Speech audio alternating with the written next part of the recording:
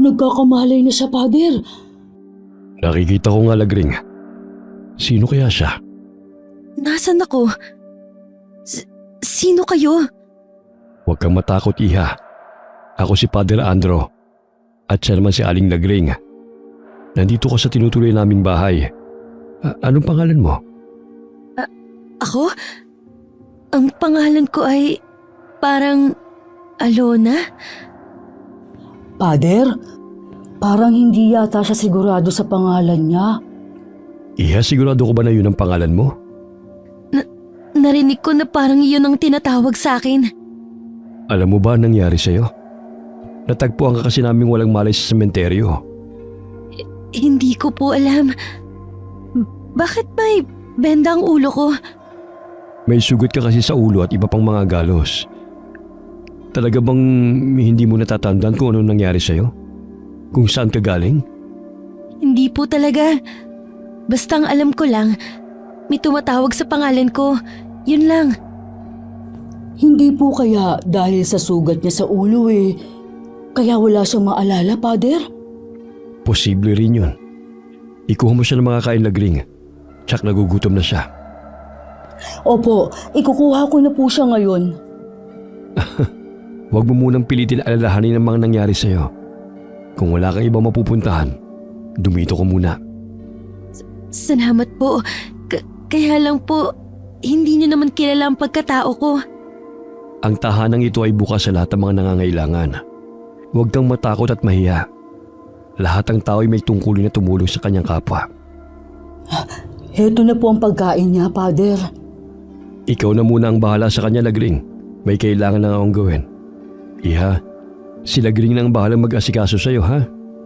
Salamat po ulit sa inyo, Pader. Oh, heto Iha, kumain ka na muna. Wala ka bang ibang nararamdaman sa katawan mo? Ito lang pong ulo kong kumikirot. Maliban po dito, wala na. Baka nabagok ang ulo mo sa matigas na bagay, kaya siguro wala kang maalala. Baka nga po. Kapag pilit ko pong iniisip, kumikirot lalo ang ulo ko. O siya, kumain ka na. Huwag mo munang pilitin ang sarili mong makaalala. Magsabi ka lang kung meron ka pang kailangan, ha? Huwag kang mahihiya.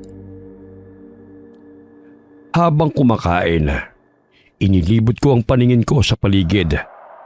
May kalakihan ang silid na kinaroroonan ko. Wala ring gaanong gamit maliban sa isang tukador sa gilid.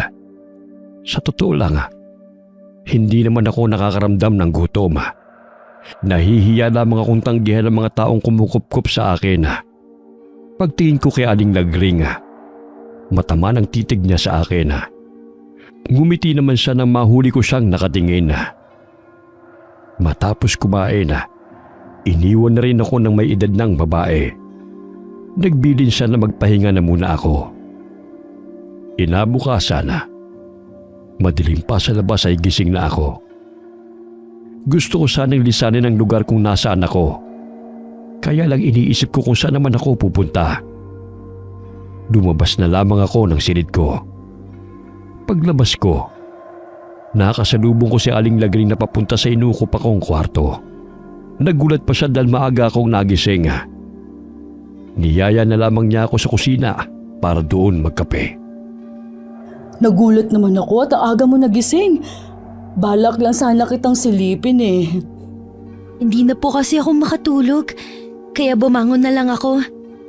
Oh, ayos na ba ang pakiramdam mo? Opo, salamat po sa pagkup-kup niyo sa akin. Tatanungin ko pong malaking utang na loob ito. Hanggang ngayon ba hindi mo pa naaalalang nangyari sa'yo? Hindi po Tuwing pinipilit ko kasing alalahanin, sumasakit ang ulo ko. Huwag mo nalang pilitin. Baka lalong makasama sa'yo. Pero natitiyak kong hindi ka taga rito sa aming lugar. Dito na kasi ako nagkaisip at lumaki. Kilala ko lahat ng mga taga rito. Hindi man sa pangalan pero sa muka. Ano pong lugar ito, Aling Lagring? Ito ang Sitio Baybay. Pamilyar ba sa'yo?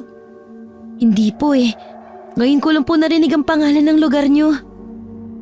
Dumito ka muna hanggat wala ka pang naaalala. Hindi po ba nakakahiya? Hindi natutuwa nga ako at may makakasama ako dito eh.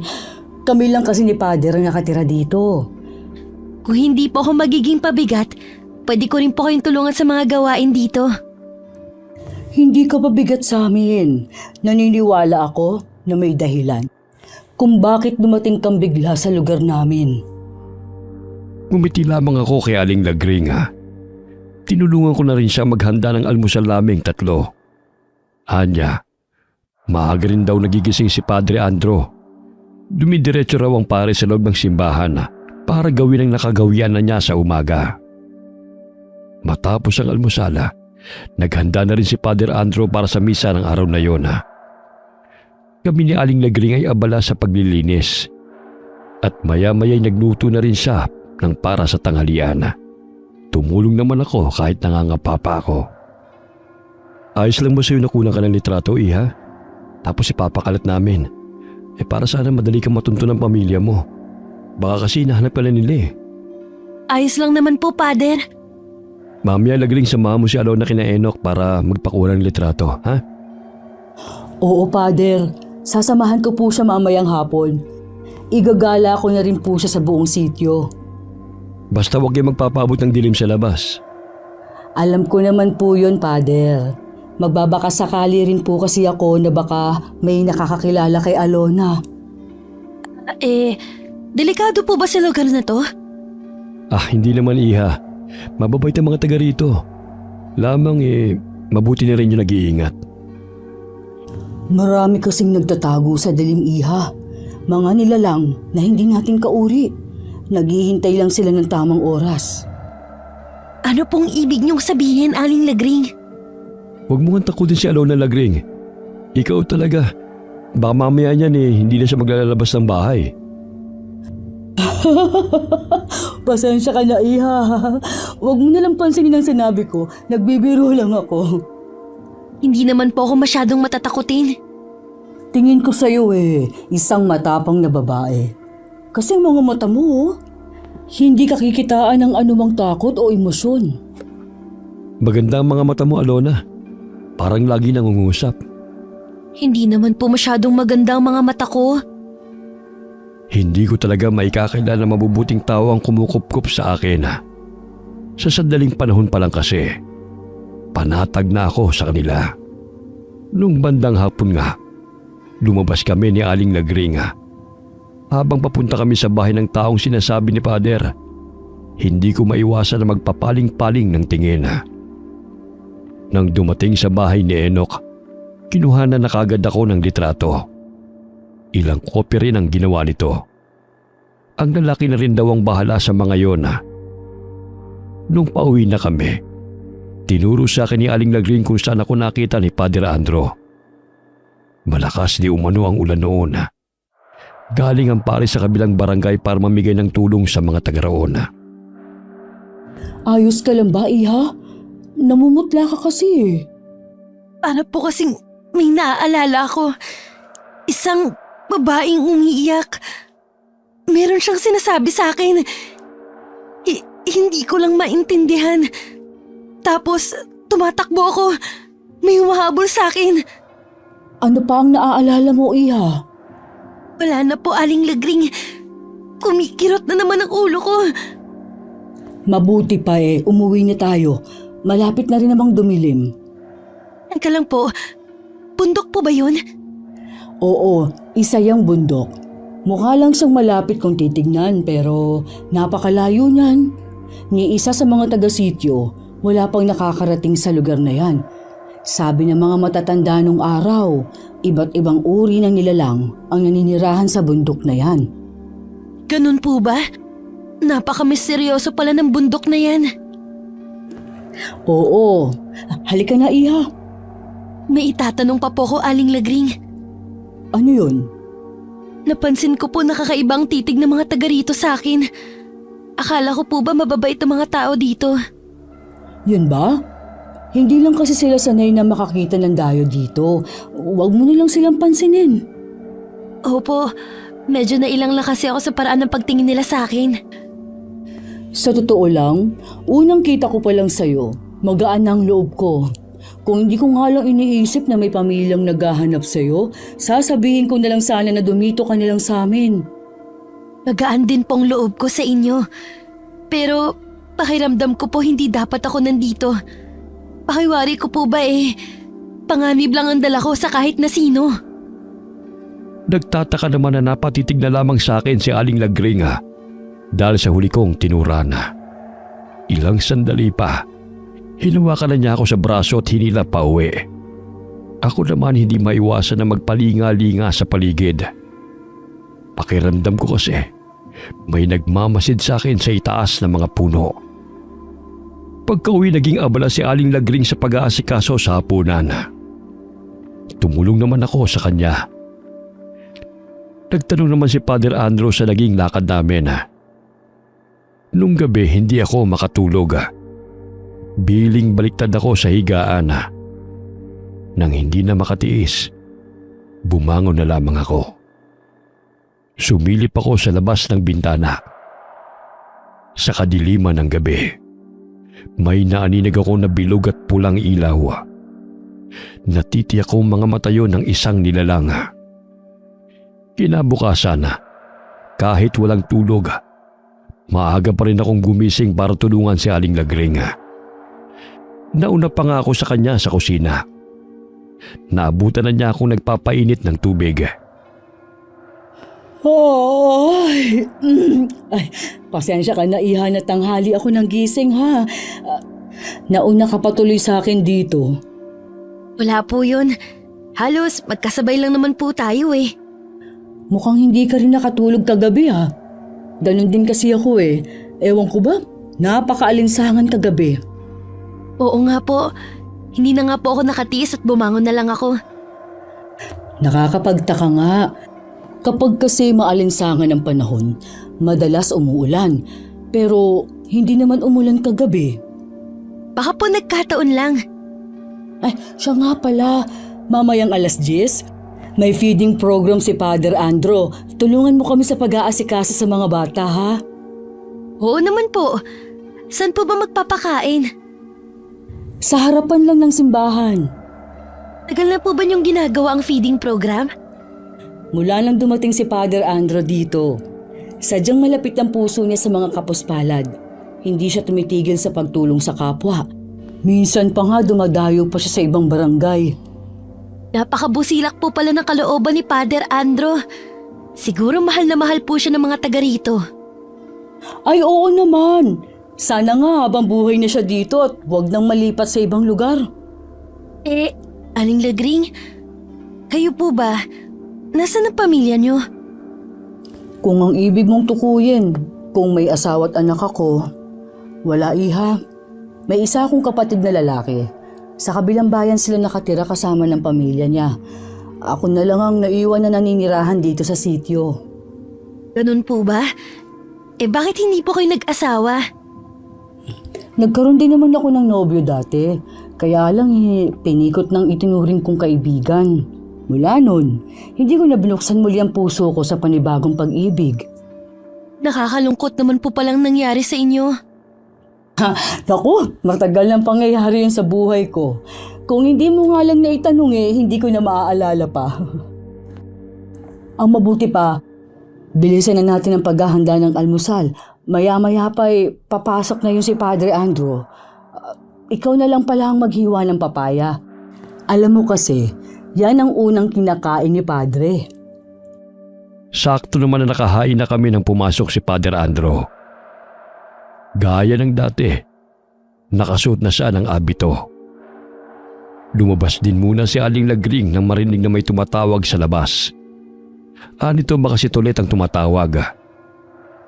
Yun kasi ang araw ng pagdideliver ng gatas ng kalabaw. May ilang minuto na rin ang nakakalipas. Hindi pa rin nakakabalik si Aling Lagring. Bakas na kay Father Andrew ang pagkainip. Ayaw kasi ng pare na pinaghihintay ng matagal ang pagkain. Akmang tatayo ko para tignan si Aling Lagring nang humahangos naman na dumating siya. Pareho pa kami nagtataka sa anyo nito na larawan ng takot. Natagalan ka yata. May nangyari ba?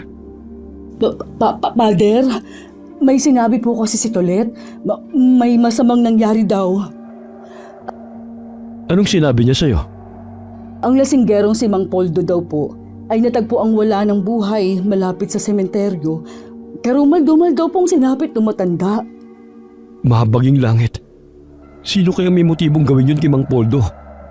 Kahit kilalang lasinggero siya, napakabait naman niyang tao. Wala naman siyang pinipirwisyong residente. Yun na nga po, kaya nakakagulat pong nangyari sa matanda. Malamang hindi taga-sityo ang gumawa nito sa kanya. Hindi kaya napasok na tayo ng masasamang loob ng mga adik kaya? Sabi po ni Tolet, sa itsura pa lang daw po ni Mang Poldo, hindi daw tao ang gumawa nun sa kanya. Paano daw bang pinatay si Mang Poldo? Nagkandalasog-lasog daw po ang katawan ng matanda.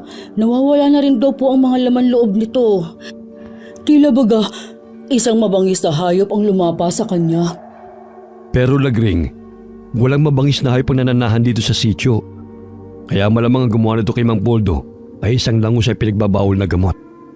Hinala daw po ng pamilya at ibang taga rito, isang aswang daw ang may kagagawa nito kay Mang Poldo. Aswang? Totoo po ba sila? Oo, iha. Totoong mga aswang. Hindi po tayo nakakadyak sa bagay na yan. Nasaan na raw ang katawan ni Mang Poldo? Dinala na daw po sa morgue sa bayan. Pagkatapos ng feeding program, saka ako pupunta sa bahay nila. Sasama din po ako, Father. Sige, sumama ka. Alam ko na hindi maganda ang balitang dumating sa atin ngayong araw. Pero kailangan pa rin natin magpatuloy sa mga gawain natin. Umupo ka na dito, Lagring. Mag-almusal na muna tayo. Pagkatapos mag-alay ng dasal ni Father Andro, tahimik na naming sinimula ng pag-aalmusala.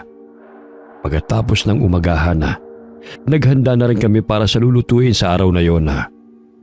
May 3 kababaihan pa na taga-sityo ang dumating para tumulong sa pagluluto. Bandang 10:00, inumpisahan na ang pagpapakain sa mga bata ng sityo. Pagkatapos naman ng tanghalian, lumakad na rin sila Father Andrew at Aling Lagring. Naiwan naman ako sa silid ko. Sumasakit na naman kasi ang ulo ko. Tila umiikot din ang paningin ko. Sa sandaling yun, bumabalik na ang alaala ko. Para akong nalulunod na naghahabol ng hangin. Naalala ko na ang lahat sa akin. Ate Erlina, patawarin mo ako kung iniwan kita. Patawarin mo ako. Sa pagkaalala sa nakaraan, napahagulgol na lamang ako ng iyak. Marahil napagod na ako sa walang tigil na pag-iyak. Hindi ko na malaya na nakatulog na ako. Napabalikwas na lamang ako ng bangon at sabay sulyap sa labas ng bintana. Madilim na ng mga oras na yon. Agad kong inayos ang sarili ko at lumabas ng silid. Nagtungo ako sa kusina at nadatnan ko roon si Aling Lagring. Pasensya na po, Aling Lagring. Napahaba po ang tulog ko. Ang bala ko lang po sana umidlip lang. Ayos lang yun, iha. Buti nga, nakapagpahinga ka mabuti. Sinilip na kita kanina ang himbing ng tulog mo. Ako na lang pong gagawa niyan. Maupo ka na lang dyan. Ako nang bahala rito. Si Father Andrew po. Nagpaiwan pa siya. Mamaya na lang daw siya uuwi. Naiuwi na po ba yung labi ni Mang Poldo sa bahay nila? Oo. Bago ako umuwi hinatid na ng mga tauhan ng punerarya. Nakasarado nga lang ang kabaong. Hindi kasi maganda ang kondisyon ng katawan nito. Kapag po bumalik kayo doon, gusto ko po sanang sumama. Hindi ko man po personal na kilala si Mang Poldo. Gusto ko pong makirami si naiwan niyang pamilya. Sige iha, sumama ka sa akin bukas. 3 araw lang daw kasing ibuburo lang labi ng matanda at ililibing na rin kaagad. Kinabukasan nga, sumama ako kay Aling Lagring sa lamay. Kuryosidad ang makikita sa mga mata ng mga taga roon habang nakatingin sa akin. Lumapit naman ako sa may bahay ni Mang Poldo na si Aling Bebe para ipabatid ang taus-puso kong pakikiramay. Habang nakaupo, marami akong naririnig na usap-usapan tungkol sa akin. Kung saan ako galing, bakit kasama ako ni Aling Lagring, at sari-sari mga tanong tungkol sa aking pagkatao. Lahat ng yun ay malinaw kong naririnig dahil yun sa kakaibang taglay kong katangian bilang isang aswang. Hindi na namalayan ni Aling Lagring na madilim na pala. Napansin lamang niya yun nang nagsisidatingan ng mga taong nakikiramay. Nawili rin kasi ako sa pakikipagkwentuhan kaya hindi ko na malaya ng oras. Hindi naman po siguro tayo pagagalitan ni Padre Andro. Alam naman niyang galing tayo sa lamay eh. Kaya lang natatakot kasi ako. Paano kung totoong may aswang ang gumagala dito sa sityo? Paano kung tayo nang isunod? Huwag po kayong matakot. Ako pong bahala sa inyo. Poprotektahan ko po kayo. Ikaw talagang bata ka. Anong magagawa mo sa aswang? Mas malaki pa nga ang katawan ko sa iyo eh. Oh. Ang mabuti pa, bilisan na lang natin ang paglalakad. Malapit na rin naman po tayo eh. Oo nga, kahit papaano nawawala ng kaba ko sa dibdib. May tumatawag ba sa atin? Parang boses ni Padre Andro. Baka sinusundo niya tayo. Hindi po yun si Padre Andro. Yung ibon na mukhang uwak na nasa puno. Siya ang gumagaya sa boses ni Padre. Anong klaseng ibon kaya yan? Kakatakot naman. Isa po yung ek-ek. May kakayanang gayahin ng boses ng isang tao. Huwag mong sabihin, isa siyang aswang. Opo, madalas din silang ginagawang alaga ng mga aswang. Halika na, Alona. Tumakbo na tayo. Pagdating sa tinutuluyan namin, naghihintay na sa amin si Padre Andro. Umaliwalas naman ang mukha nito nang makita kami. Humingi kaagad ng paumanhin si Aling Lagring dahil gabi na kaming nakauwi. Hindi na rin namin sinabi ang nakainkwentro namin habang pauwi kami. Wala pa rin naghahanap sa akin na kapamilya at kakilala. Inakala ni Padre Andro at Aling Lagring na wala talagang naghahanap sa akin. Siguro nga ulila ka ng lubos. Kasi pinagtanong-tanong ni Padre ang litrato mo sa mga baryo na pinupuntahan niya. Pero wala talagang nakakakilala sa'yo. Ang totoo po niyan, may ilan na po akong naaalala. Totoo po na wala na akong mga magulang. Pero may isa po akong kapatid na babae. Si Ate Erlina po. Hindi ko lang po sigurado kung buhay pa siya. Alam mo ba kung nasaan siya ngayon? Hindi ko po alam. Nung gabing nakita niyo po ko, tumatakas kami noon. Hindi ko lang po maalala kung paano kami nagkahiwalay. Baka masasamang loob ang humahabol sa inyo. Sana naman ligtas ang kapatid mo at nakatakas katulad mo. Sana nga po. Lagi ko po siyang naiisip ko ano nang nangyari sa kanya. Isasama ko ang ate mo sa mga dasal ko. Salamat po, Aling Lagring. Napakabuti niyo po talaga. Natuwa si Padre Andro nang sabihin ko na doon na ako mananatili sa sityo. Sinabi ko rin na unti-unti nang bumabalik ang alaala ko. Nakukonsensya rin naman ako na hindi ipagtapat sa kanila na naalala ko na ang lahat ng mga nakaraan ko. Hindi ko lang kasi alam kung paano sasabihin sa kanila ang totoo kong pagkatao. Nang sumunod na araw, muling nabalot ng takot ang buong sityo Baybay dahil sa panibagong biktima ng pinaghihinalaang aswang. Isang dalagitan na inutusan lamang ng ama na bumili ng alak sa tindahan ang hindi na nakabalik. At kinabukasan nga, natagpuan ang katawan nito na wala ng buhay. Kapareho ang silapit niya kay Mang Poldo. Kaya malakas ang paniniwala ng mga tao roon na aswang nga ang may gawa sa dalawang biktima. Kawawa naman yung dalagita. Sinisisi nga daw nung nanay ang asawa sa sinapit ng anak nila. Kung hindi daw inutusan ang dalagita hindi daw mabibiktima ng aswang. Huwag muna tayo magbigay ng konklusyon na aswang nga ang may gawa noon. Ipaubayan na lang natin sa mga pulis ang pag-iimbestiga. Alam ko, Father, na hindi kayo naniniwala na aswang ang may kagagawan nun sa Dalagita at kay Mang Poldo. Pero paano niyo po ipaliliwanag ang paraan ng pagkamatay nila? Naniniwala ako na hindi lamang tayong nilalang na nabubuhay sa mundong ito. Pero wala pa rin tatalo sa kapangyarihan ng Maykapal. Basta manalig lang tayo sa kanya. Opo, Father. Siguro kailangan na magpatupad ng curfew dito sa sitio ng kapitan natin. Naku, Father, alam niyo naman na walang pakialam ang kapitan natin sa mga tao dito sa sitio. Ewan ko ba dun? Bakit laging nananalo? Palibasa kasi, puro kamag-anak niya mga taga rito. Kakausapin ko siya mamaya. Hindi ako matatahimik kung wala man lang akong gagawin. Mas nagmamalasakit pa nga po kayo sa mga taga rito kung sino pa ang dayo.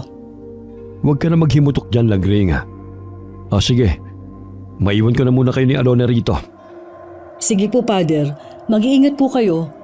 Huwag din po kayo magpapaabot ng gabi sa labas. Huwag ka mag-alala. May sandata akong dala. Yun ay ang pananalig ko sa Diyos. Nagagabay niya ako sa lahat ng oras. Ipinatupad nga ang curfew sa Sitio Baybay. Kailangan 6:00 pa lamang nasa bahay na ang mga residente. Pinaigting din ang pagpapatrolya ng mga barangay tanod. Isang gabi, habang nagpapatrolya, isang tanod ang naiwan dahil sa tawag ng kalikasan. Walang kamalay-malay ang mga kasama na yun na pala ang huling beses na makikita nilang buhay ang kasamang tanod. Dahil sa pangyayaring yun, wala nang gusto magpatrolya sa gabi. Pwede naman sigurong wala nang lalabas ng bahay tuwing gabi. Ganun na nga ang mangyayari sa mga susunod na gabi. Aling Lagring, wala po ba silang pinaghihinalaan na taga rito? Ay, wala kasi akong nababalitaan, Iha. Madalas naman kasing nandito lang ako sa loob ng simbahan Pero kapag dumating si Tolet mamaya, magtatanong ako sa kanya, siya lang kasi ang nakakausap ko Bakit mo naman naitanong ang bagay na yan? Palagay ko po kasi tama kayo. May aswang dito sa sitio. Diyos ko po, ikaw lang ang nagkumpirma niyan. Pero paano mo naman natitiyak, Iha? Mahirap pong ipaliwanag. Pero nasa panganib po ang mga taga rito kung hindi sila mag-iingat. Naniniwala naman ako sa iyo Mahirap nga lang talaga na paniwalaan na may mga ganong nilalang. Pero totoo sila. Naalala mo yung bundok na itinuro ko sa iyo? Isa ang tatang ko ang nagsabi na may mga aswang na naninirahan sa lugar na yun. Mukha pong maraming nalalaman ng tatang nyo. Dati kasing mahilig umakyat ng mga bundok ang tatang ko. Isang bundok na yon sa inakyat niya. Sabi niya, meron siyang naging kaibigang aswang. Katunayan nga raw, meron itong ibinigay sa kanya na pangil ng aswang. Isa daw iyong bertud. Mula nga noon, lagi nang nakakaengkwentro ng iba't ibang nilalang ang tatang ko. Tila ba yun ang umaakit sa mga nilalang na yun? Nasaan na po ang bertud? Sino ang nagmana nito? Dahil ako ang paboritong apo ni tatang noon, sa akin niya ito iniwan. Kaya lang, dahil takot naman akong gamitin, itinago ko na lang yun. Isa pa, tumatak sa isipan ko na sinabi ni tatang, hindi daw lahat ng aswang ay likas na masama. Sumasang-ayon po ako sa sinasabi ng tatang nyo. Katulad din po sa normal na tao, meron din pong masama at mabuti sa kanila. Kaya lang, hindi ko pa rin maiwasan na kilabutan sa kanila. Sana wag naman akong makakita. Hindi ko kasi alam ang gagawin ko kung sakali. Wala ring nakuhang impormasyon si Aling Lagring kay Tolet. Nang magdala kasi ng gatas ng kalabawang lalaki, inusisa ito ng matandang babae. Basta raw buwang paniniwala ng mga taga-sityo na aswang ang may kagagawan sa mga pagpatay. Nang gabing yun, hindi ko alam na kabilugan pala ng buwan. Dahil hindi pa naman ako ganap na aswang, hindi ako masyadong naapektuhan ng liwanag nito. Dahil nakakaramdam ng alinsangan, lumabas ako. Hindi ko alam nagising din pala ng mga oras na yon si Aling Lagring. Nakita niya ako sa may bintana na nasa labas. Sinundan niya ako dahil sa pag-aalala. Habang nagpapahangin, nakaramdam ako ng panganib sa paligid. May masangsang din na amoy na sumasama sa hangin. Isang malaking itim na baboy ramo ang bigla na lamang sumulpot. Agad ako nitong sinugod. Dahil sa katangiang taglaya, mabilis ko siyang naiwasan. Dahil sa pagtama ng silahis ng buwan, biglang nagbago ang aking anyo. Tinubuan ako ng makapal na balahibo sa katawan at humaba rin ang aking kuko.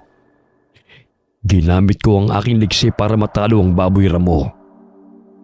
Paglingon ko kay Aling Lagring, nanlalaki ang mga mata niya bago siya nawalan ng malaya. Aling Lagring, gumising po kayo? Ikaw! Lumayo ka sa akin! Isa kang halimaw! Pader! Nakikiusap po ako sa inyo. Pakinggan niyo po muna ako. Ikaw ba, Alona, ang nambibiktima sa mga taga rito? Ikaw ba ang pumatay sa Dalagita at kay Mang Poldo at maging doon sa tanod? Hindi po, Aling Lagring. Hindi ko po yun magagawa. Maaaring may dugong aswang na nananalaytay sa aking ugat, pero hindi ko pong magagawang pumatay ng tao. Mula lang naman na dumating ka, tsaka nagkaroon ng patayan dito eh. Walang gagawanan kundi ikaw. Hindi ko po alam kung sino ang pumaslang sa mga residente dito. Pero hindi po ako yun. Sino ka bang talaga? Anong pakay mo sa aming sityo? Aksidente lang po ang pagkakapunta ko sa lugar niyo. Totoo po na nawala ang memorya ko. Pero bumalik din naman agad. Sana umalis ka na lang nung maalala mo na ang nakaraan mo. Gustuhin ko man po pero hindi ko po alam kung saan ako pupunta. Magaan pa naman ang loob ko sa'yo. Hindi ko alam na isa ka palang aswang. Gaya po ng sinabi sa inyo ng tatang niyo. Hindi lahat ng aswang masama. Hindi po ako masama. Oo nga, kaya lang. Basta, huwag kang lalapit sa akin. Aling Lagring. Ay, talaga bang hindi ka masamang aswang? Wala kang balak na kainin kami ni Pader? E di po sana noon ko pag ginawa ang bagay na yan. Pasensya ka na, Iha. Natakot lang talaga ako sa anyo mo kanina. Patawarin niyo po ako kung kailangan ko itago ang pagkatao ko. Katulad niyo, takot din po akong makasakit at masaktan. Sabihin mo nga, paano ka bang naging aswang? Ang inay ko po ang aswang. Isa siyang bangkilan. Isa sa mataas na uri ng aswang. Ang itay ko naman po, isang ordinaryong magsasaka. Marahil maganda ang nanay mo, kaya napaibig sa kanya ang tatay mo. Ganun na nga po. Mulang nang makilala ng inay ang itay, tinalikuran na niya ang pagiging aswang at namuhay sila ng tahimik sa isang baryo. Pero isang grupo ng aswang ang hindi pala matanggap ang pagtalikod sa kanila ng inay. Isang gabi, pinasok po kami ng mga aswang na kung tawagin ay mga asbo. Pinatay nila ang itay at maging ang inay. Tinukot po kami. Para sa amin ipunla ang sanggol na magiging malakas sa lahat ng uri ng aswang. Pero bago pa nila maisagawa ang plano, nakatakas kami ng kapatid ko. Kaya alam po naghihiwalay kami. Hindi kaya yung malaking baboy ramo yun ang isa sa mga naghahanap sa'yo? Hindi po. Isa po siyang awok. Ngayon ko lang nalaman na marami palang tawag sa aswang. Akala ko isang uri lang kayo May mga pinagmulan din pala kayo, no?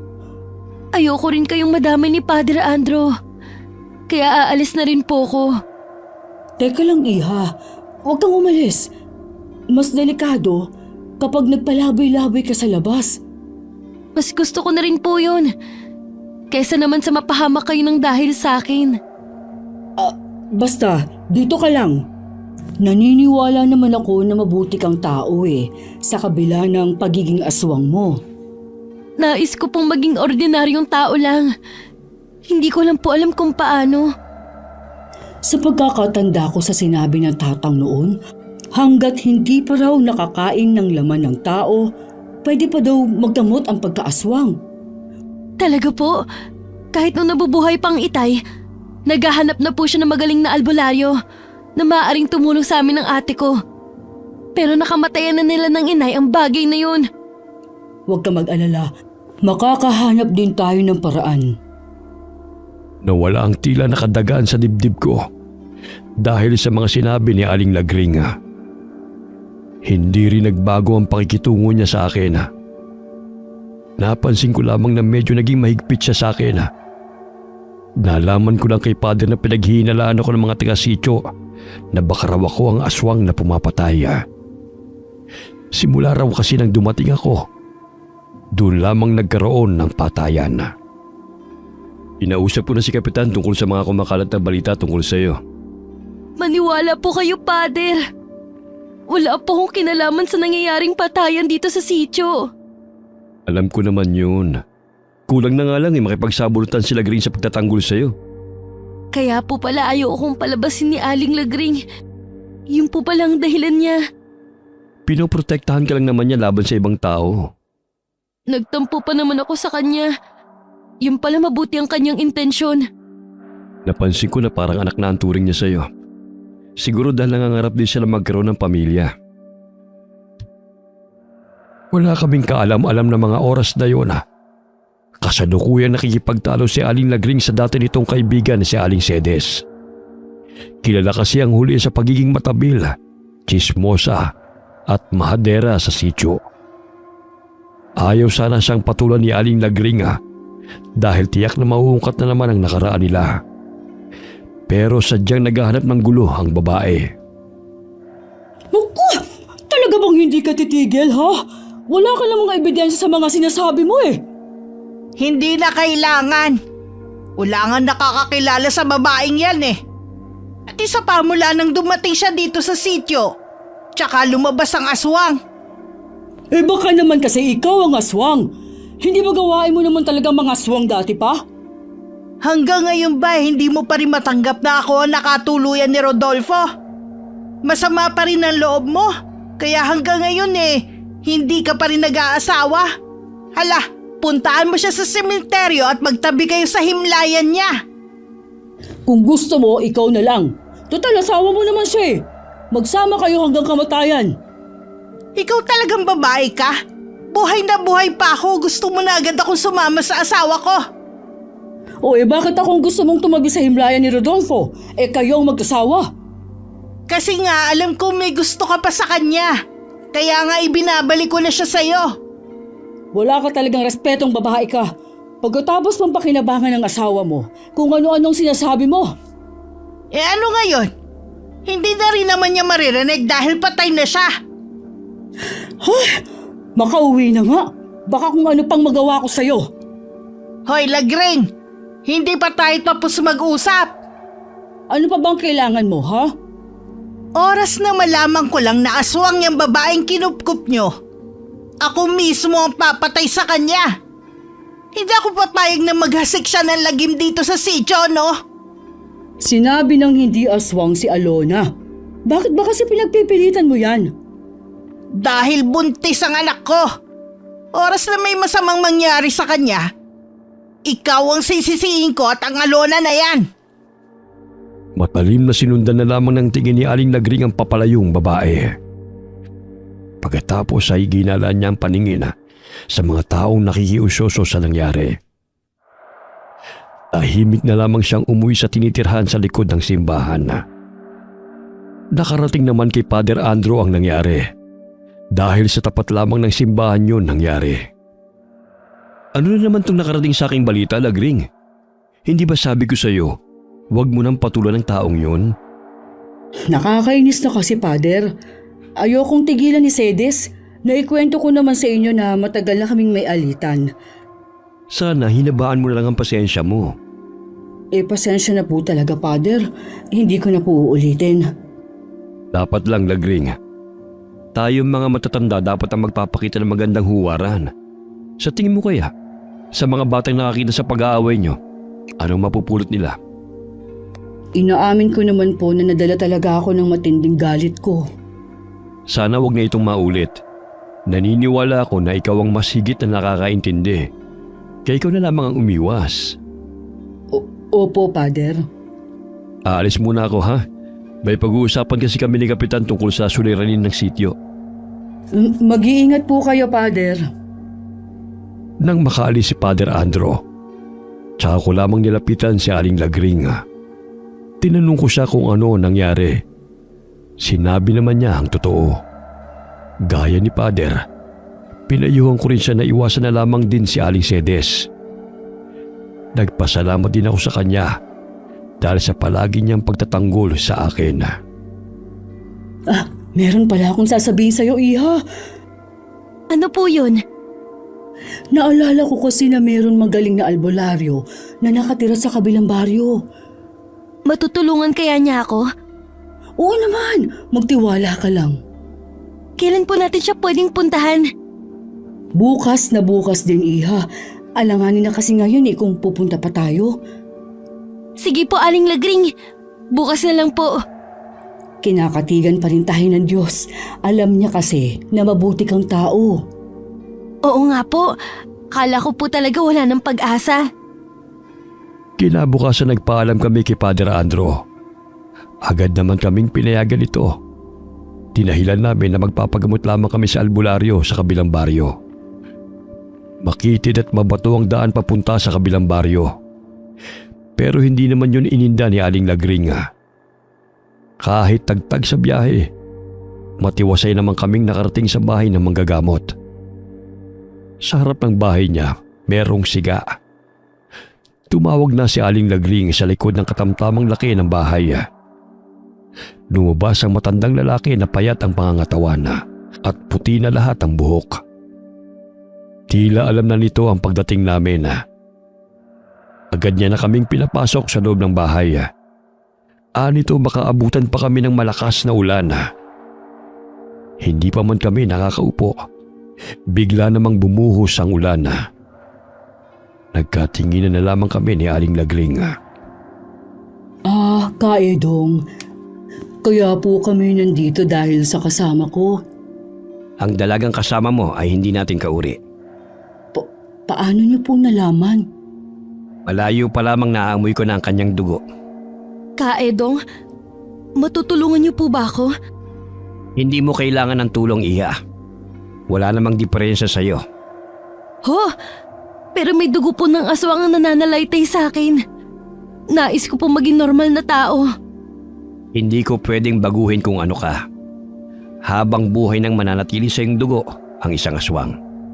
Ang tulong na kailangan mo ay ang huwag magising ang natutulog na halimaw sa iyong katauhan. Natatakot po ko na hanggat may dugong nananalaytay sa aking ugat, maaari po akong maging ganap na aswang. Mahal mo ba ang inay mo? Oo naman po. Naging mabuti siyang ina sa amin ni Ate Erlina. Tinalikuran niya ang pagiging aswang mula nang makilala niya ang itay.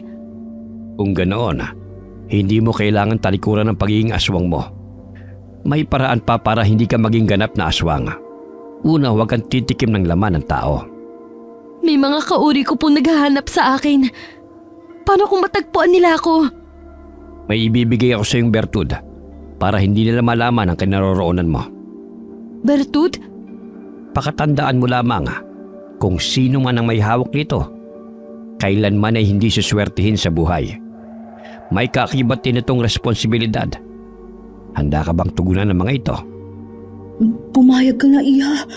At least mararanasan mo maging normal ang buhay mo. Sige po, Kaedong. Tatanggapin ko po.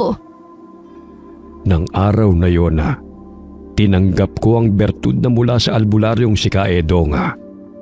Hindi niya na sinabi kung saan nagmula ang bertud. Pero sinabi niya na pinili daw ako nito. Ibig lamang sabihin na karapat dapat ako magtanga nito. Nang araw ding yun, tinanong ni Aling Lagring kung alam ba ni Kaedong ang tungkol sa gumagalang aswang sa aming sityo. Ay pinaghihinalaan na ako. Pero masyado siyang mailap. Kailangan po naming malaman dahil pinagbibintangan ng mga tao si Alona. Kasabay kasi ng paglitaw niya sa sityo ay ang paglitaw naman ng aswang. Huwag kayong mag-alala. Tutulong ako sa pagtugi sa aswang na yon. Maraming salamat po, Ka Edong. Tumigil na po ang ulan. Akala ko kanina parang walang planong tumila. Oo nga, para bang alam na tapos na ang sadya natin kay Ka Edong. Paano po, Ka Edong? Aalis na po kami. Maraming salamat po sa oras nyo. Bukas ang bahay ko para sa inyo. Puntahan nyo lang ako kung may kailangan kayo. Opo, tutuloy na po kami. Maraming salamat po muli. Agad naman kaming nakasakay ng habal-habal. Mayroong kasing hinatid sa lugar na yon at naisakay naman kami ng pabalik na ito. Pagdating sa tapat ng simbahan, papasok na sana kami nang nilapitan kami ni Aling Cedes. Buti naman lumabas din sa lungga niya ang babaeng yan. Akala ko sa gabi lamang siya lumalabas para mambiktima. Lubayan mo na si Alona. Wala naman siyang ginagawa sa'yo. Alangan naman nahintayin ko pa siya na may gawin sa akin masama. Wala siyang gagawin sa iyo na masama dahil mali ang iniisip mo sa kanya. Huwag mo ngang pagtakpan ng babaeng yan, Lagring. Baka pagsisiyan ninyo ni Father ang pagkupkup sa babaeng yan.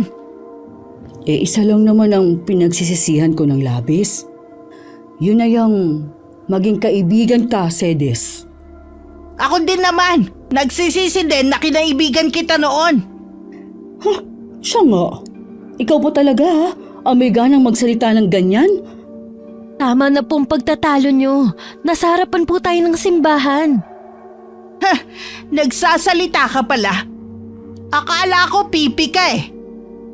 Isa pang pang-iinsulto, Cedes. Makakatikim ka na sa akin. Minsan mo na akong naging kaibigan. Kabisado mo kung gaano kaiksi ang pasensya ko. Mas gusto mo talagang protektahan ng dayo na to kaysa sa mga kabaryo mo? Sige, aalis na ako. Baka mamaya kung ano pa ang gawin ng babaeng yan sa akin.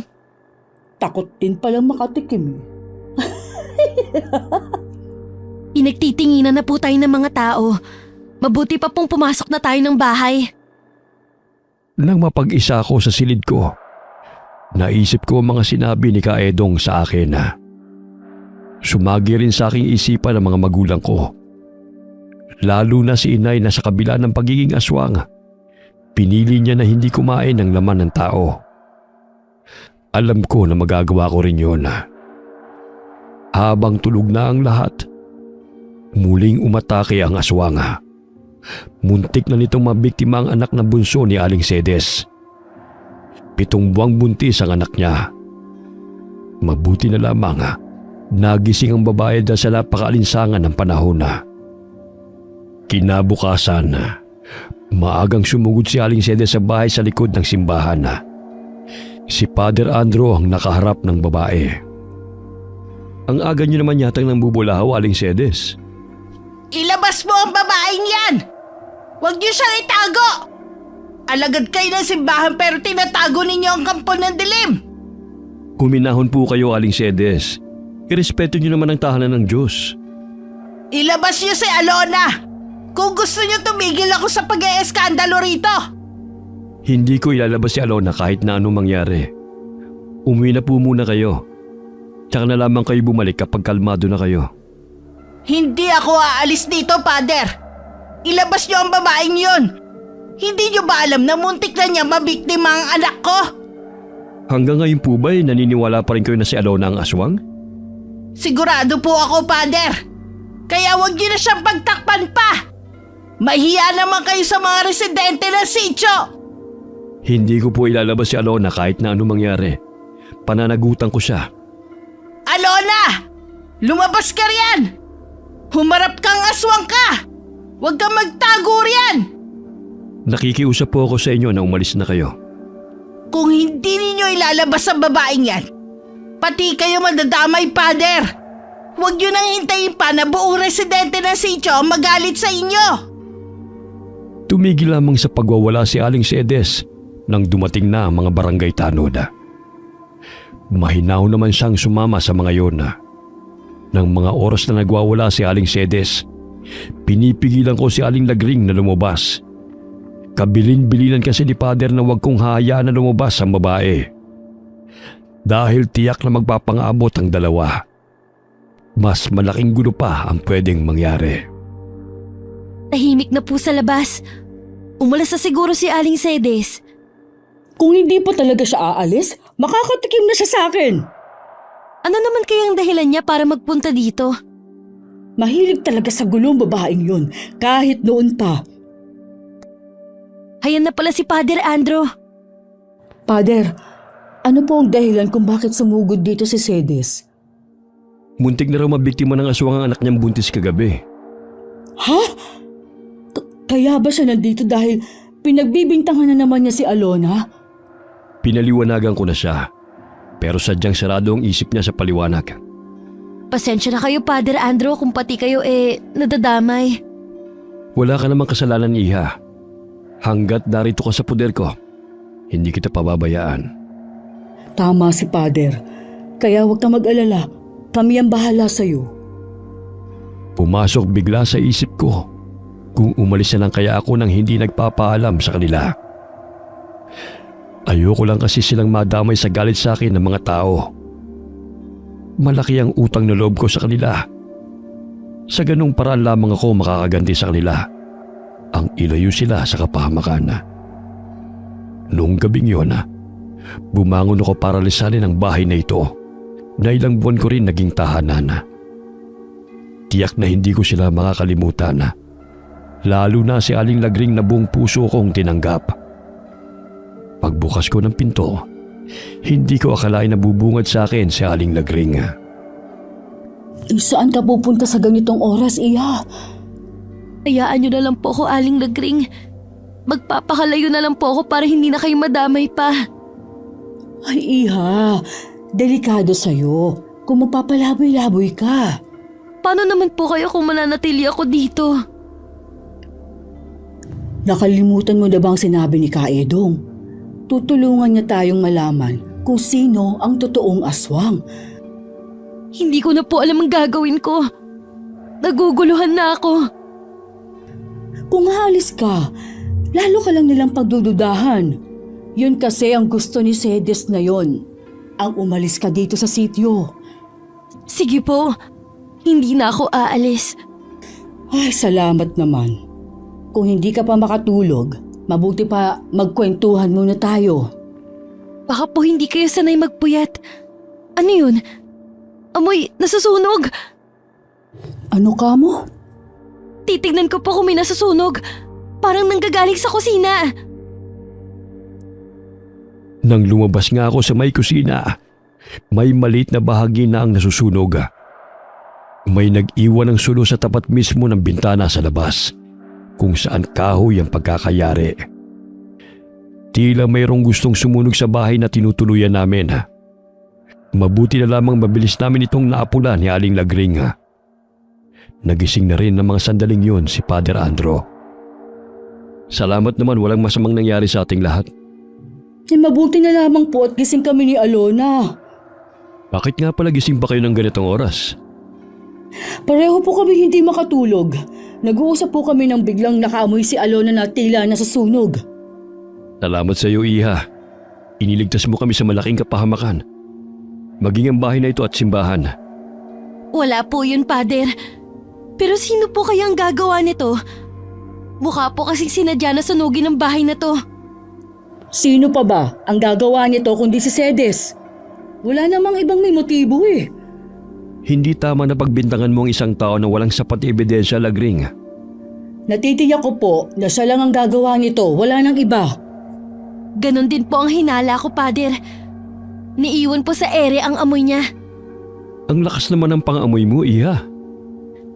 Ang ibig ko pong sabihin yung gamit niyo pong pabango ay naaamoy ko. Matapang po talaga ang pabango ng babaeng yun. Kahit malayo pa, alam mo na agad, napaparating na siya. Ganun ba? Magkaganon man, hindi sapat na ebidensya yon. Pupuntahan ko si Kapitan mamaya kapag lumiwanag na. Maiwan ko muna kayo, ha? May kailangan lang akong gawin sa harap ng altar. Sige po, Father. Tsak na magdadasal si Father Andrew. Ano pong gagawin natin?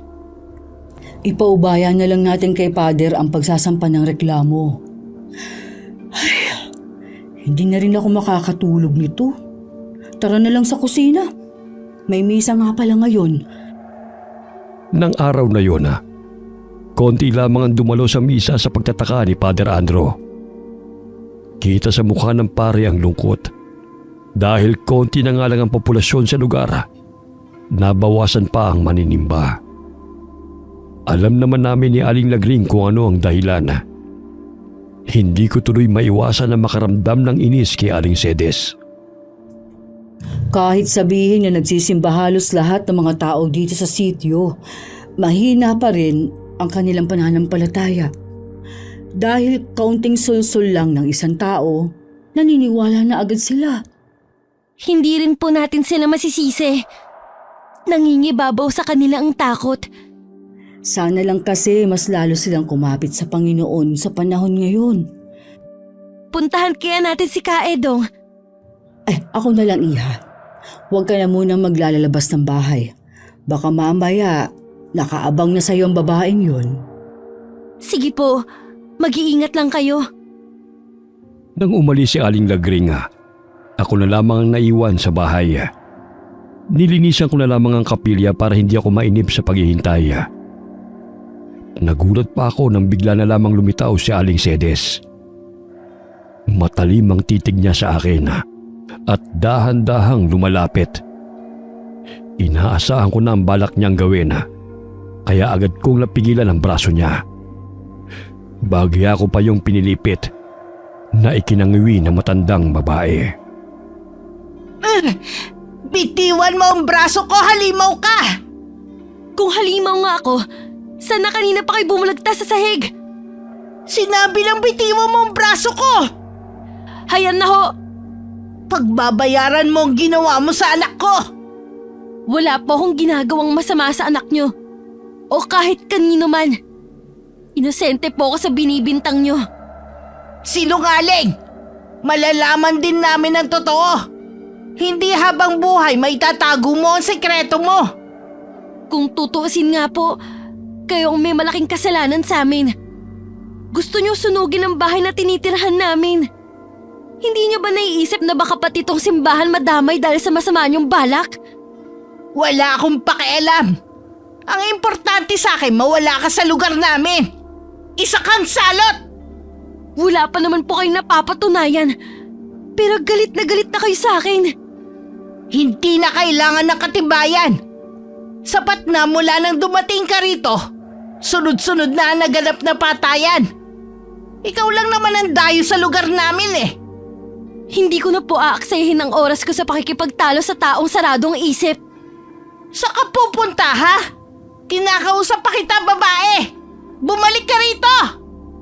Bastos talaga. Sa kaya napulot nila Gring ang babaeng yun. Hindi ko na lamang pinansin ang pagtawag sa akin ni Aling Cedes. Hindi ko na rin dinibdib ang mga binitiwan niyang mga salita. Bahalang araw, mapapatunayan ko rin na hindi ako ang aswang na pumapatay sa sityo. Napagbibintangan lamang ako dahil ako ang dayo sa lugar. Nang mga oras na yun, kasalukuyan pa rin nag-uusap si Kaedong at Aling Lagring. Naaawa na kasi ako kay Alona. Gusto na nga niyang magpakalayo-layo para hindi na kami madamay pa. Naiintindihan kita, Lagring. Huwag ka mag-alala. Mamayang gabi, tutugisin ko ang totoong aswang. Maaari po bang malaman kung sino ang taong yun? Malapit sa iyo at sa mga taga-sityo ang taong yon. Ibig po bang sabihin taga-sityo din ang aswang? Oo, ganun na nga. Sabihin niyo na po kung sino. Walang iba kundi si Tolet, ang nagrarasyon ng gata sa buong sityo. Sigurado po kayo? Pero paano po nangyari yun? Tahimik lang siyang tao at napakasipag pa. Ang hirap namang paniwalaan na siya ang aswang. Ang kanyang ama ay ako mismo ang nakapatay. Ilang taon nang nakakalipas. May nakapagsabi nga sa akin na may naiwan siyang anak. Baka naisalin sa kanya ang pagkaaswang ng kanyang ama. Bakit ngayon lang po siya ng biktima? Maaaring ginagawa na niya sa ibang lugar. Dahil meron ding nakakarating sa akin na balita tungkol sa mga napapaslang sa karumal-dumal na paraan. Alam ko po ang bahay niya.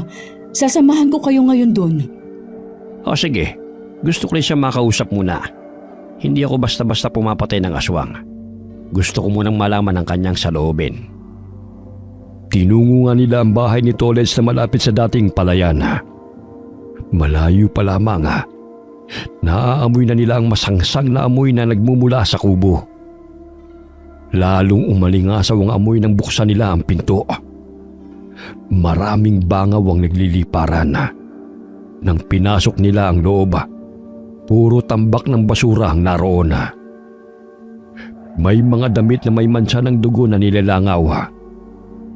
Lumabas si Kaedong sa likod ng kubo. May isang hukay doon at mas matapang ang amoy. Pinaliligiran din ng napakaraming bangaw. Sa hukay ay naroon ang mga buto ng mga hayop o malamang pati buto ng tao. Kumpirmado na ngang si Tolet ang aswang. Nasaan kaya siya? Tiyak na nasa paligid lang yon. Malakas ang pangamoy niya. Paano niyo po siya makakausap kung nagtatago siya? Isa lang ang ibig sabihin nun. Hindi niya kayang talikuran ng pagiging aswang. Kailangan niyang mawala para matapos na rin ang kanyang paghahasik ng lagim dito sa sitio. Akala ko naman, napakabait niya. Kaya pala, tuwing magdadala siya ng gatas, hindi siya makatingin ng diretso sa akin. Yung pala, meron siyang tinatagong sikreto.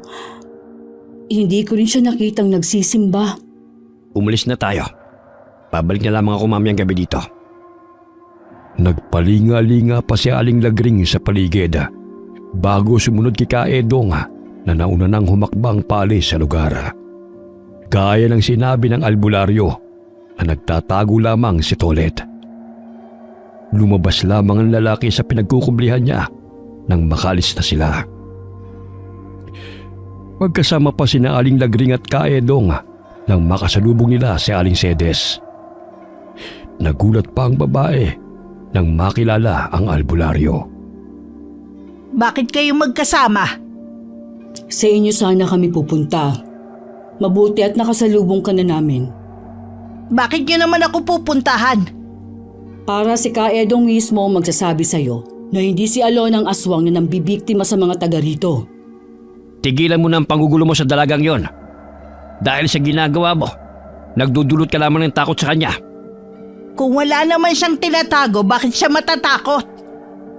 Kahit sino naman ay matatakot sa mga ginagawa mo. Tama ba naman na sunugin mo ang tinitirhan namin? Bakit kasi hindi nyo papaalisin ang salot na babaeng yon? Ikaw ang salot, Sedes. Mula noon, gusto mo lagi may away at gulo. Kahit hindi ka naman inaano, ang hilig mong gumawa ng issue. Mapag-usapan ka lang. Hindi totoo yan! Anong hindi? Kilala na kita noon pa. Ngayon naman, si Alon ang ginugulo mo. Dahil ba akong kumupkup sa kanya? Dinamay mo pa talaga siya sa galit mo sa akin? Tama na pagtatalo nyo. Ikaw, Sedes, tigilan mo na si Alona. Ipaubaya mo na sa akin ang paghuli sa totoong aswang. Siguraduhin nyo lang po, Kaedong, na mahuhuli nyo ang aswang. Buntis po ang anak ko. Malapit na ang kabuanan niya. Ayoko may masamang mangyari sa kanya. Samahan mo ako sa inyo. Gusto ko rin masuri ang anak mo. Umuwi ka na rin sa inyo, Lagring. Tumangulang si Aling Lagring nang nakalayo na ang dalawa. Tsaka lang siya humakbang pauwi. Nasa silid naman ako at naghihintay. Kanina pa masama ang pakiramdam ko. Tila nag-aapoy ang aking pakiramdam. Nang kumatok si Aling Lagring, hindi ko pinalata sa kanya ang sama ng nararamdaman ko. Kumusta po ang lakad nyo? Ay, hindi ako makapaniwala sa nalaman ko kay Kaedong. Kung sino ang tunay na aswang. Sino po ang aswang? Yung nagde-deliver sa atin ng gatas, si Tolet. Ho? Di ba siya din po ang nagbabalita sa inyo tungkol sa mga biktima? Yun na nga eh, siya pala ang salarin. Kaya pala detalyado niyang nasasabi sa akin kung anong nangyari sa mga biktima. Kung sino pa yung hindi natin inaasahan, siya pa pala talaga ang may madilim na itinatago. Oo nga. Teka lang. Bakit parang namumutla ka yata? May sakit ka ba? Hindi ko po alam eh. Napakainit ng noo mo. Ay, mahiga ka nga dyan. Kukuha ako ng gamot sa kusina ha. Doon yun nakalagay eh. Sige po, ganito ang nararamdaman namin ni Ate Erlina noon. Sabi ng inay, normal lang daw na maramdaman namin ang ganitong pakiramdam dahil sa dugong nananalaytay sa amin. Oh, nandito na. Dinalhan na rin kita ng tubig. Bumangon ka na muna riyan. Salamat po, Aling Lagring. Naalala ko tuloy sa inyong inay. Natataranta din yun kapag may sakit kaming magkapatid. Para na rin kitang anak kung tutuusin. Gaganda na ang pakiramdam mo niyan. Ngayong nakainom ka na ng gamot.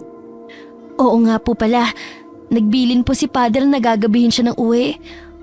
Umuwi po siya kanina at umalis din. Pupunta nga pala siya sa kabilang baryo. Marami daw kasi may sakit doon. Magdadala siya ng mga gamot. Sana po balang araw makasama din ako sa mga ginagawa ni Father Andro. Masarap po kasing tumulong sa kapwa. Ay, sinabi mo pa. Kapag hindi na mainit sa'yo ang mga mata ng tao, edi pwede ka nang sumama. Sana po matanggap na nila ako. Gusto ko lang naman maging normal ang buhay ko eh. Kunting tiis pa. Kapag napatay na ni Ka Edong ang totoong salarin, mapapatunayan na rin natin sa ibang tao na hindi ikaw ang pumapas lang. Siguro tumalab na ang gamot sa akin. Nakakaramdam na kasi ako ng antok. Ilang sandali lang, hindi ko na namalayan na nakatulog na ako. Kinumutan naman ako ni Aling Lagring bago lumabas ng silid ko. Maaga ring isinara ni Aling Lagring ang kapilya. Batid niya kasi na wala na rin namang pupuntang mga residente. Madilim na sa labas ay tulog pa rin ako. Hinihintay rin ni Aling Lagring ang pag-uwi ni Father Andro. Pasado 8:00 na rin ang mga oras na yon. Noon lamang na late ng pag-uwi ang pare. Madalas kasi pag sinabi niyang gagabihin siya ng uwi, pasado 6:00 pa lamang inasa bahay na siya. Wala naman po sanang masamang mangyari kay Father Andro. Iligtas niyo po siya sa anumang kapahamakan. Isang malakas na kalabog ang nagpagulantang kay Aling Lagring na kasalukuyang nasa kusina. Kinakabahan naman na lumapit siya sa may pintuan. Hindi niya kaagad yun binuksan. Nang marinig niya ang tinig ni Father Andro, tsaka lamang na binuksan ang pintuan. Saktong pagbukas niya, nabuwal ang pare sa harapan niya. Puno rin ng dugo ang damit na suot habang tutop ang dibdib. Father! Ano po nangyari sa inyo? Bilisan mo, Lagring! Isara mo ang pinto! Nakasunod siya sa akin! Ay, opo, inisasara ko na po. May humarang po ba sa inyong masamang tao? Hindi. Isang aswang ang umatake sa akin. Ay, mabuti po at nakaligtas kayo. Ikukuha ko po kayo ng gamot. Ano pong nangyari kay Father? Inatake ng aswang si Father Andro. Bantayan mo muna si Father. Kukuha lang ako ng gamot. Ako na lang pong kukuha. Alam ko naman po kung saan nakalagay. Sige, Iha. Father, hubarin niyo po muna ang suot ninyo. Sige. Nag-aalala ako sa driver ng tricycle. Hindi ko alam kung nakaligtas siya. Ipasa Diyos na lang po natin ang kaligtasan ng taong yon. Oo nga. Nagpapasalamat pa rin ako hindi ako pinabayaan ng Panginoon. Ito na po ang gamot. Salamat, Iha. Tulungan mo kong gamutin ang iba pang galos ni Father. Oh, napakarami niyo pong kalmot at sugat, Father. Malalim din ang sugat niyo malapit sa puso. Oo nga, Father. Hindi rin umaampat ang dugo. Napailalim kasi niya ako kanina. Mabuti lang nakawala ako. Kailangan natin ng tulong ni Ka Edong. Lalabas lang ako para hanapin siya. Ako na lang pong lalabas. Kayo na lang pong bahala kay Father Andrew. Sigurado ka ba, Iha? May sakit ka pa eh. Opo, aalis na po ako. Teka, Alona. Gabahin niyo po si Alona. Ay, makabalik sana siya ng ligtas at kasama si Kaedong. Father, kung hindi po kayo malulunasan agad, baka po...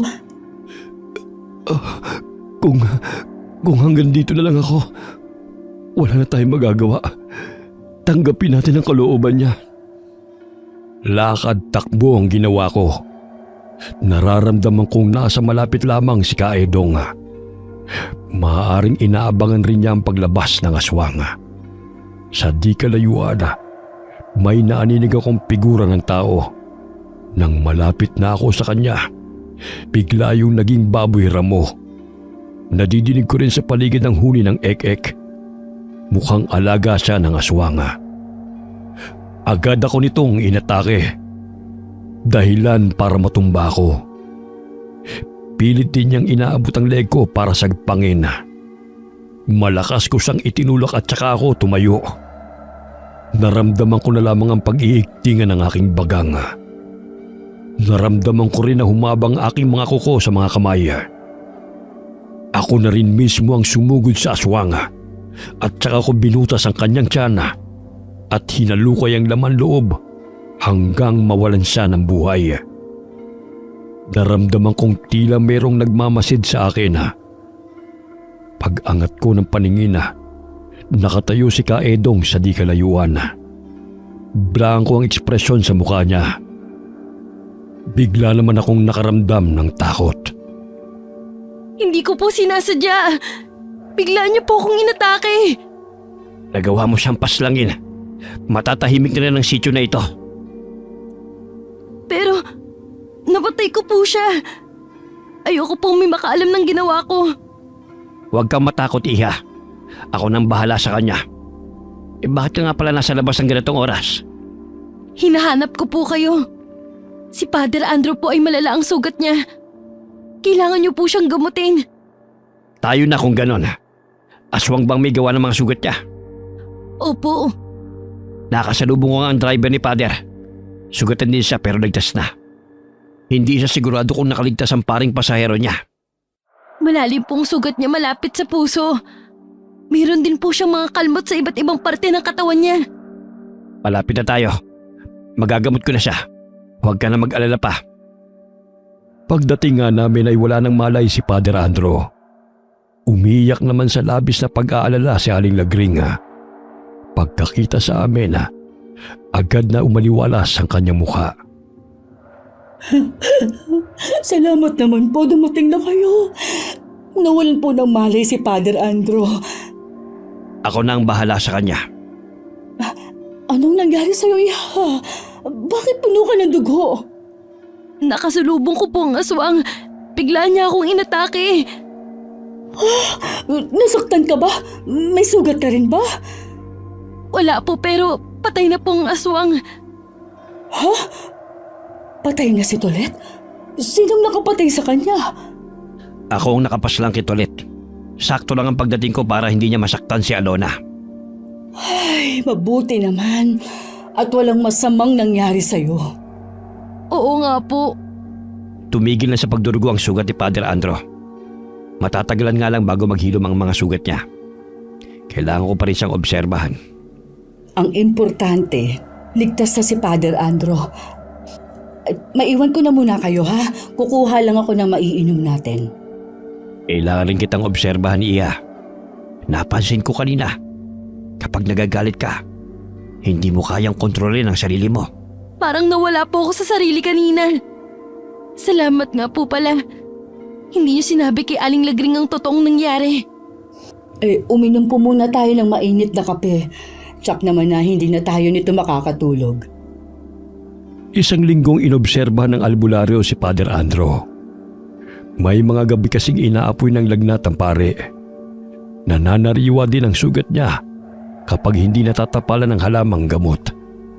Nang araw na yon, nasa labas kami ni Aling Lagring. Iniwanan muna namin si Father Andrew kay Kaedong. Ay, sa wakas. Tapos na rin ang suliranin ng sityo natin. Pero hindi ko rin maiwasan na malungkot sa sinapit ni Tolet. Oo nga po. Ngayon ko lang din nakitang maaliwalas ang panahon. Ibig sabihin lang nun, wala nang unos ang darating sa ating lugar. May isang hiling pa sana ako. Umaasa pa rin ako na sana magkita pa kami ng kapatid ko. Huwag kang mawawala ng pag-asa, Iha. Manalig ka lang na ibibigay niya ang hinihiling mo. Opo, hindi po ako nawawala ng pag-asa. Parating po si Aling Cedes. Ha? Ano na naman kaya ang kailangan ng babaeng ito? Magandang umaga sa inyo. Anong kinaganda na umaga nandito ka na naman. Kung manggugulo ka lang, Hindi ako manggugulo sa inyo. Kaya ako naparito para humingi sa inyo ng kapatawaran. Lalo na sa iyo, Alona. Pinagbintangan kitang aswang. totoo ba yan, Cedes? Anong nakain mo? Wala, Lagring. Marami lang ako napagtanto na kasalanan ko sa inyo. Siguro naman hindi pa huli para maging magkaibigan muli tayo. Ikaw lang naman tong mahilig makipag-away sa akin Ikaw na nga itong may kasalanan sa akin. Patawarin mo na sana ako, Lagring. Matatanda na naman tayo Hindi maganda kung makikita ng ibang kabataan na nag-aaway tayo kahit saan tayo magpangita. Nakakapagod na rin naman talagang laging may kaaway Sige na nga. Pinapatawad na kita sa lahat ng mga ginawa mo sa akin. Patawarin mo rin ako ha, kung may masasakit man akong nasabi sa'yo. Ang gaan na ng pakiramdam ko. Nawala na yung bigat. Ganon din ako. Bakit ba kasi kailangan pa nating patagalin pwede naman pala tayo magbati. Alona. Sana mapatawad mo rin ako sa mga nasabi at nagawa ko sa'yo. Muntik pa kitang saktan sa loob pa man din ng simbahan. Wala na po yun sa akin.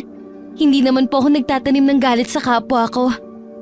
Ngayong magkakabati na tayo, iimbitahan ko sana kayo sa kaarawan ko. Sana makapunta kayong 3 kasama si Father Andro. Umasa ka na makakarating kami. Tsak naman na magaling na nun si Father Andro. Nabalitaan ko nga nangyari sa kanya. Mabuti na lang nakaligtas siya. Hindi niya pa kasi oras. Marami pang nangangailangan ng tulong niya. Makaraan ng 2 linggo, tuluyan nang gumaling si Father Andro. Nakakapagmisa na rin siya. Sa pagkamangha naming lahat, mas marami ang nagsisimba na ngayon kumpara dati. Mukhang masamang pangyayari sa sityo ang naging daan para magbalik loob ang mga tao. Sa kasalukuyan, lahat ng mga taong naging bahagi ng buhay ko ay wala na. Pinili ko rin na hindi na magpamilya para hindi na maisalin sa aking magiging anak ang dugong nananalaytay sa akin. Naging mabuti rin sa akin ang Panginoon dahil dininig niya ang matagal ko ng pinagdarasal. Muli kami nagkita ni Ate Erlina noon. May sarili na siyang pamilya at 2 anak. Ang lalaking nagligtas sa kanya noon ay ang naging asawa niya. Buong puso siyang tinanggap ng lalaki sa kabila ng pagiging aswang niya. Kasalukuyan silang naninirahan malayo sa karamihan. Ako naman, may isang ampon na babae. Kinupkup ko siya ng 10 taong gulang pa lamang siya. Isa siyang batang palaboy na wala ng mga magulang. Dama ko ang pagmamahal niya sa akin na parang tunay na ina. At ganun din naman ako sa kanya. Pinili ko na ilihim sa kanya ang tunay kong pagkatao. Dadalhin ko ito hanggang sa huling hininga ko. Wakas.